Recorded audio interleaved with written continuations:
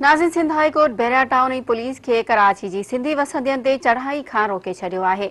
Sindh high court में मलीर जे ॻोठु नूर मोहम्मद गबोल ते बहरिया टाउन जे कब्ज़े ख़िलाफ़ ॿुधणी थी आहे।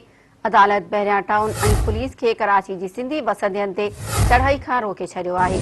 अदालत बहरिया टाउन जे सरबराह मलक रियाज़, सिंध जे चीफ सेक्रेटरी ऐं लाॻापियल धुरियुनि खां 25 मई ताईं जवाब तलब करे वरितो आहे।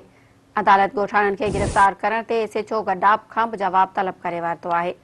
अदालत चयो आहे त बहरिया टाउन ऐं पुलिस ॻोठनि ते चढ़ाई न करे। नाज़िन अहम ख़बर हिकु दफ़ो ॿीहर अव्हांखे अपडेट कंदा हलूं त सिंध हाई कोर्ट बहरिया टाउन ऐं पुलिस खे कराची जे सिंधी वसंदियुनि ते चढ़ाई खां रोके छॾियो आहे। सिंध हाई कोर्ट में मलीर जे ॻोठु नूर मोहम्मद गबोल ते बहरिया टाउन जे कब्ज़े ख़िलाफ़ ॿुधणी थी आहे। अदालत बहरिया टाउन ऐं पुलिस खे कराची जी सिंधी वसंदियुनि ते चढ़ाई खां रोके छॾियो आहे।